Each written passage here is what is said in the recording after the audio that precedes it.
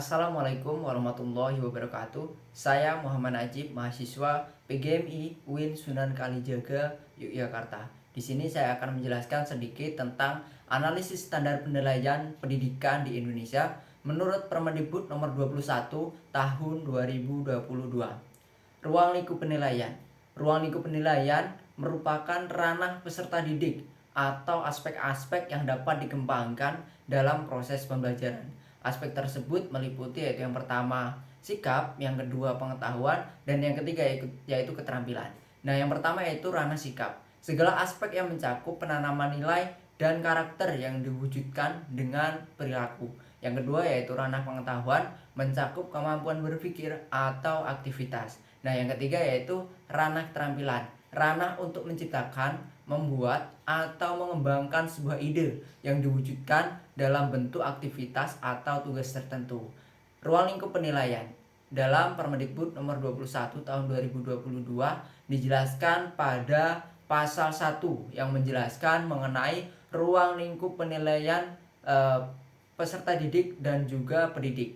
Pada ayat 2 yaitu dijelaskan proses pengumpulan dan pengolahan informasi untuk kebutuhan belajar dan hasil belajar. Nah, pada ayat 4 dijelaskan mengenai pendidik yang berkualifikasi sebagai guru, pamong belajar, tutor, instruktur yang berpartisipasi dalam menyelenggarakan pendidikan. Nah, pada ayat 5 dijelaskan satuan pendidikan, baik itu dari PAUD, MI, MTS sampai dengan madrasah aliyah.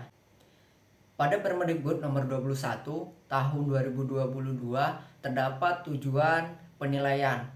Tujuan penilaian hasil belajar peserta didik dilakukan sesuai dengan tujuan penilaian secara berkeadilan, objektif, dan juga eduktif. Yang pertama yaitu penilaian hasil belajar berkeadilan. Sebagai yang dimaksud pada ayat 1, penilaian yang tidak bias oleh latar belakang, identitas, atau kebutuhan khusus siswa.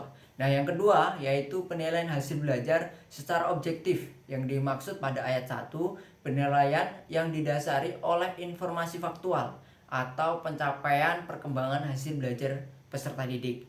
Oleh sebab itu, dalam memberikan penilaian, guru harus menentukan terlebih dahulu kriteria sebelum mengambil keputusan dan melihat kondisi dalam kelas. Nah, yang ketiga yaitu penilaian hasil belajar secara eduktif. Yang dimaksud pada ayat 1, penilaian yang hasilnya digunakan sebagai umpan balik baik bagi peserta didik dan juga orang tua guna meningkatkan proses pembelajaran dan hasil belajar. Mungkin cukup itu yang dapat saya sampaikan. Terima kasih. Wassalamualaikum warahmatullahi wabarakatuh.